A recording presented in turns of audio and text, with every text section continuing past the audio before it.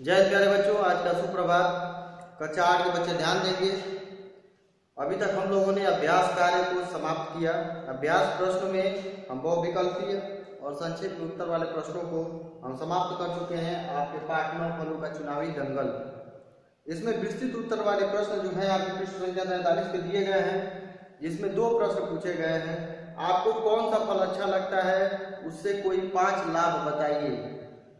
ये प्रश्न आप अपनी बौद्धिक क्षमता के आधार पर स्वयं लिखेंगे और इसे चेक कराएंगे, ताकि इस पूरे पठन कार्य के पश्चात ये देखा जा सके कि आपने पाठ को कहाँ तक ग्रहण किया है। तो ये आपकी अपनी इच्छा पे है, ये मेरी इच्छा पे नहीं, आपकी इच्छा पे आपको लिखना है कि आपको कौन सा फल अच्छा लगता है। आपको जो भी फ्रूट अच्छा लगता है उसके बारे में लिखना है। उससे 5 लाभ आपको काउंट करके लिखने हैं आपकी उत्तर पुस्तिका में। दूसरा प्रश्न है आपका, आपने सभी फलों के भाषण सुने, आप किस फल का चुनाव करेंगे, अपने चुनाव का कारण भी बताइए। अपना प्रिय फल लिखने के बाद दूसरा जो प्रश्न है आपका, पूरा पाठ पढ़ाया गया, उसमें कई फलों ने अपने अपने भाषण दिए, अपना अपना स्टेटमेंट दिया। उस भाषण में कौन सा फल का चुनाव आप करेंगे। अगर आपको वोट देना हो, मत देना हो, तो आप किस फल को वोट करेंगे और वोट क्यों करेंगे, उसका रीजन क्या है, आपने वो वोट क्यों दिया, उसको उस फल को क्यों जिताया, इसके बारे में आपको कुछ पंक्तियां लिखनी है अपने तरफ से। तो ये आपके बोध प्रश्न है जो आपके पठन कार्य से संबंधित है। इसमें मेरी रुचि पर आधारित जो है प्रश्न सबके हो सकता है। सारे बच्चों की जो रुचियां हैं, अलग अलग फल हो सकते हैं, अलग अलग फलों को लोग जिता सकते हैं। तो अपनी अपनी रुचि के आधार पर जो भी फल आपको प्रिय है उनसे 5 लाख और प्लस जी पूरे भाषण को सुनने के पश्चात आप लोग अपने अपने तरफ से किस फल को जिताएंगे, किस फल को वोट करेंगे, इसके बारे में आप लिखेंगे। और क्यों वोट कर रहे हैं, उससे लाभ क्या है, उससे फायदा क्या, आपने क्या सोचकर उसे वोट किया, ये आप लिखेंगे। ये 2 प्रश्न खत्म हुए। यहाँ पे शब्द ज्ञान में हम आगे बढ़ेंगे। तो भोजन संबंधी शब्दावली दिया गया है। इस भोजन संबंधी शब्दावली में वेब चार्ट दिया गया है और प्रश्नों के उत्तर गए हैं। फलों का सलाद, तो यहाँ पे जो 6 प्रकार दिए गए हैं, इसमें आप देखेंगे और क भाग में दिए गए फलों के नाम किस भोजन समूह के अंतर्गत आते हैं। तो इन फलों के समूह के अंतर्गत हम किन किन फलों को रखते हैं, ये आपको उसके सामने जो बॉक्स दिया गया है उसमें लिखना है। सलाद बनाने की जो विधि है 2 व्यक्तियों के लिए, वो आप आवश्यक सामग्री इसमें दी गई है। सारे फलों के नाम दिए हैं, कितने फल लगेंगे, वो अदद उतने अदद जो फल है उतने मात्रा में आपको उतनी संख्या में रखकर सलाद बनाने हैं, इसके बारे में बताया गया है।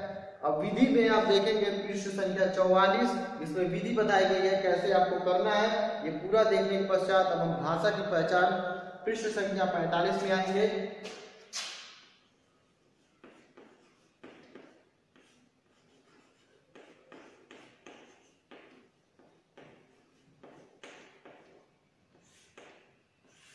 भाषा की पहचान में हमें आज पढ़ना है पदबंध।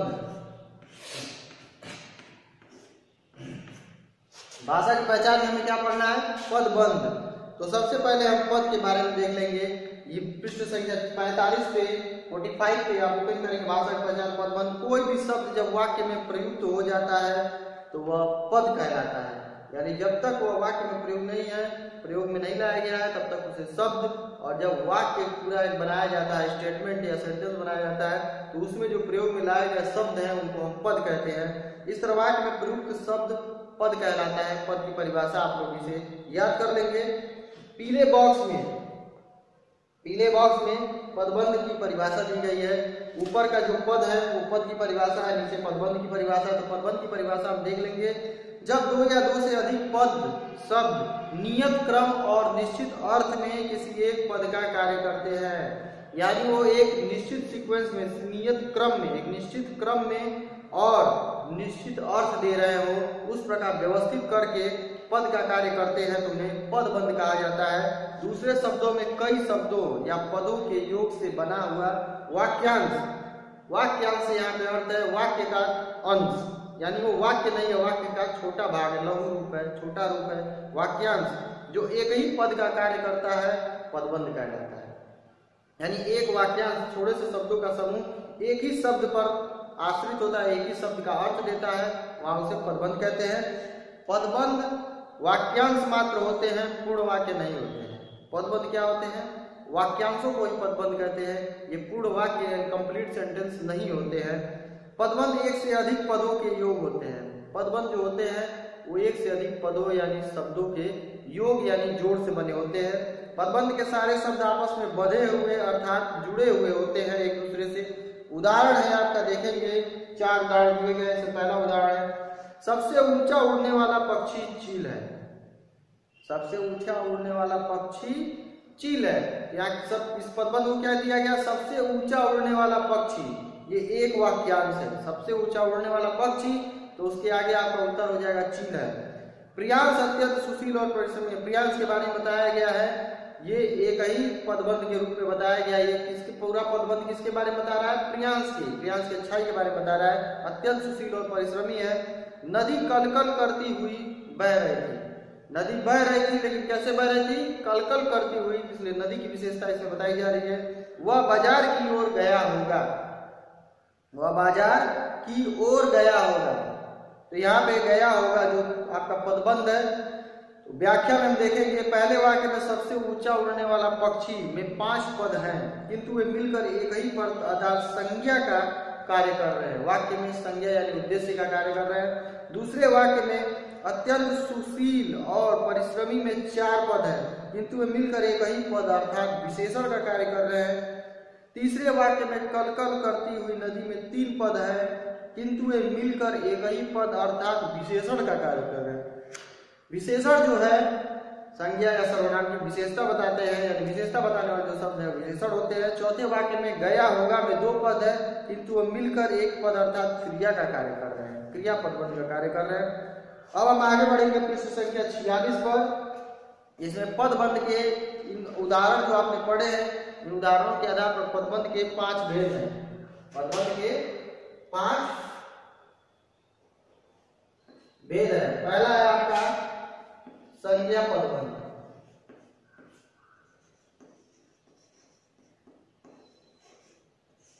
संज्ञा पदबंध। दूसरा है आपका विशेषण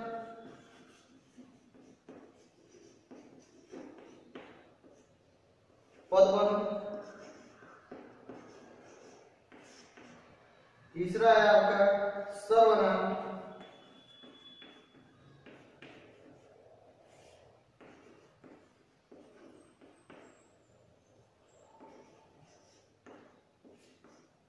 चौथा है आपका क्रिया पदबंध।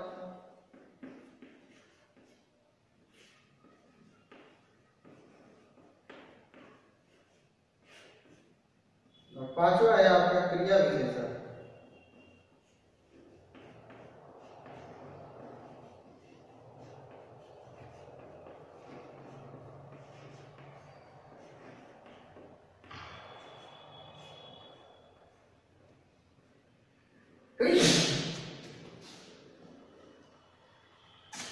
तो पदबंध के आपके 5 भेद हैं, संज्ञा, विशेषण, सर्वनाम, क्रिया और क्रिया विशेषण। तो क्रिया विशेषण यानी क्रिया की विशेषता बताने वाले जो पदबंध है या क्रिया की विशेषता बताने वाले शब्दों वाक्यांशों के रूप में जो पदबंध प्रयुक्त होते हैं उन्हें क्रिया विशेषण पदबंध कहते हैं। तो सबसे पहले हम आगे बढ़ेंगे संज्ञा पदबंध। तो संज्ञा पदबंध वह पदबंध जो संज्ञा का कार्य करे, वह पदबंध जो वाक्य में संज्ञा का कार्य करे वह संज्ञा पदबंध कहलाता है। जैसे आसमान में उड़ता गुब्बारा। गुब्बारा यहाँ पे संज्ञा है, लेकिन उसकी विशेषता बता रहा है आसमान में उड़ता। गुब्बारा कहाँ है, आसमान में उड़ता गुब्बारा यहाँ पे संज्ञा पदबंध के रूप में है, फट गया। 4 शक्तिशाली मजदूर संदूक उठा लाए। ये संज्ञा के स्थान पर इसमें प्रयोग में आया है। अयोध्या के राजा दशरथ के 4 पुत्र थे, यानी दशरथ भी संज्ञा है लेकिन अयोध्या के राजा है। ये साथ में पदबंध संज्ञा की विशेषता बता रहा है, संज्ञा पदबंध के साथ प्रयुक्त हुआ है, इसलिए संज्ञा पदबंध कहेंगे। उपरोक्त वाक्यों में रंगीन शब्द संज्ञा पदबंध है। दूसरा है आपका विशेषण पदबंध। जो पदबंध संज्ञा या सर्वनाम की विशेषता बतलाता हुआ विशेषण का कार्य है। जो पदबंध यानी छोटे वाक्यांश जो संज्ञा या सर्वनाम की विशेषता बतलाता हुआ विशेषण का कार्य करता हो वाक्य में, वो विशेषण पदबंध कहलाता है। जैसे धीरे धीरे चलने वाला कछुआ। धीरे धीरे चलने वाला कछुआ, कछुआ की विशेषता बता रहा है धीरे धीरे चलने वाला, तो विशेषण का भी कार्य कर रहा है और वाक्य में कछुआ की यानी संज्ञा की विशेषता बता रहा है। तो कछुआ बाजी जीत गया। उसके पश्चात है उसका घोड़ा अत्यंत सुंदर, फुर्तीला और तेज है। उसका घोड़ा है, उसका घोड़ा तो है, लेकिन क्या है वो घोड़ा, उसके घोड़े की विशेषता क्या है, अत्यंत सुंदर, फुर्तीला और तेज है। ये विशेषण के रूप में प्रयोग हुआ है। ये पूरा पदबंध जो है विशेषण पदबंध के अंतर्गत आएगा। हम पीपल की ठंडी छांव में बैठे थे। हम बैठे थे, कहाँ बैठे थे, पीपल की छांव में। तो पीपल की छांव कैसी है, ठंडी छांव। पीपल की विशेषता बता रही है ठंडी छांव, पीपल की ठंडी छांव में बैठे थे, यहाँ विशेषण पदबंध होगा। नेक्स्ट है आपका सर्वनाम पदबंध। जो पदबंध वाक्य में सर्वनाम का कार्य करे सर्वनाम पदबंध कहलाता है। यानी ऐसे पदबंध या वाक्यांश जो पूरे वाक्य में सर्वनाम के रूप में, सर्वनाम संज्ञा की जगह प्रयोग में लाए जाते हैं, सर्वनाम का कार्य करे जो वाक्यांश या पदबंध, वो सर्वनाम पदबंध कहलाता है। जैसे विरोध करने वाला वह क्या है, सर्वनाम है, और सर्वनाम के साथ ये जो छोटे शब्द या पदबंध जुड़े हुए हैं, विरोध करने वाला वह, तो वह के साथ जुड़ा हुआ है, इसलिए सर्वनाम पदबंध होगा। चुप हो गया। दूसरा है बिजली की सी फुर्ती दिखाकर उसने बच्चे को बचाया। बिजली सी फुर्ती दिखाकर किसने, उसने सर्वनाम है, तो उसने की विशेषता बता रहा है बिजली की फुर्ती दिखाकर, तो यहाँ पे सर्वनाम पदबंध होगा। नेक्स्ट है आपका शरारत करने वाला। शरारत करने वालों में से कुछ पकड़े गए। शरारत करने वालों में से कुछ पकड़े गए, कुछ पकड़े गए, कुछ क्या है, अनिश्चयवाचक सर्वनाम है। इसमें सर्वनाम की विशेषता बता रहा है कि शरारत करने वालों में से कुछ, तो यहाँ पे सर्वनाम जो है आपका पदबंध जो होगा वो सर्वनाम पदबंध होगा। और रंगीन शब्द जो भी है इसमें बुक में आपके पृष्ठ में जो उदाहरण में दिए गए हैं वो सर्वनाम पदबंध के उदाहरण है। क्रिया पदबंध हम आगे बढ़ेंगे। तो क्रिया पदबंध में वह पदबंध जो अनेक क्रियापदों से मिलकर बना हो क्रिया पदबंध कहलाता है। यानी क्रिया के साथ जो वाक्यांश जुड़ते हैं वाक्य में, क्रिया की विशेषता, क्रिया का विस्तार बताते हैं, वो क्रिया पदबंध होते हैं। जैसे आकाश में सूरज चमक रहा था, आकाश में सूरज चमक रहा था, तो चमक रहा था जो है वो क्रिया का विस्तार है, क्रिया पदबंध है, इसलिए क्रिया पदबंध के रूप में आएगा। बस पुल को पार कर गई हो गई, बस पुल को पार कर गई होगी, तो बस क्या है, पार कर रही है, पार करने की क्रिया का जो विस्तार है पार कर गई होगी, ये पूरा विस्तार क्रिया के लिए है, इसलिए क्रिया पदबंध के रूप में प्रयोग होगा। कछुआ जीत गया, कछुआ जीत गया, जीतने के साथ गया जो लगा हुआ है ये क्रिया का विस्तार है। कछुआ के जीतने की जो क्रिया उसका विस्तार है गया, तो जीत गया जो है वो क्रिया पदबंध के रूप में प्रयोग में लाया जाएगा। क्रिया विशेषण अंतिम पदबंध है आपका। क्रिया विशेषण नाम से यह स्पष्ट है कि जो क्रिया की विशेषता बताते हो वो क्रिया विशेषण पदबंध होते हैं। तो जो पद क्रिया की विशेषता बता रहा हो क्रिया विशेषण पदबंध कहलाता है। वह बहुत धीरे धीरे चलता है, तो वह बहुत धीरे धीरे, वह चलता है लेकिन कैसा चलता है, बहुत धीरे धीरे, तो यहाँ क्रिया विशेषण पदबंध है। क्रिया की विशेषता है, चलने की जो क्रिया है वो बहुत धीरे धीरे के द्वारा बताई जा रही है, इसलिए क्रिया विशेषण पदबंध होगा।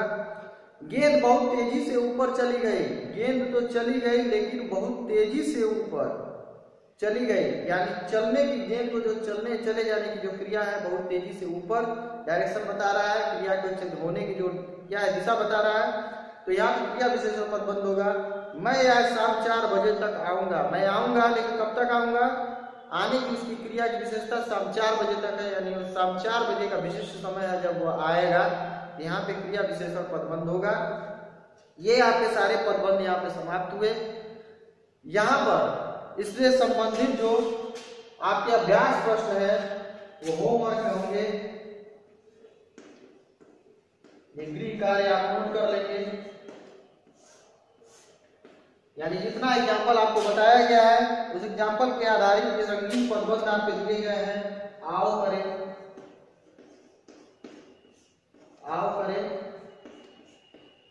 5, फिर उसके पश्चात आपका दिया है आओ करें 6,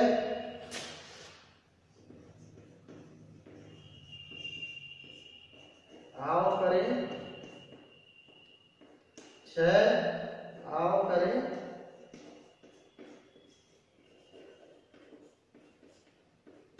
7,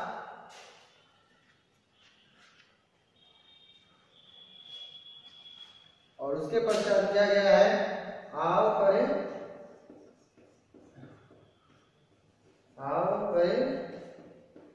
8।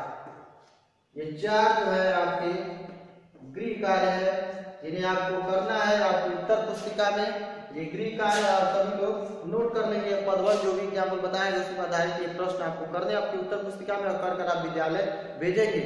सोमवार तक सभी लोग अपनी कॉपियां जमा कर दें ताकि उसे चेक किया जा सके और आपको ससमय लौटाई जा सके। अभी के लिए आपकी ये कक्षा समाप्त।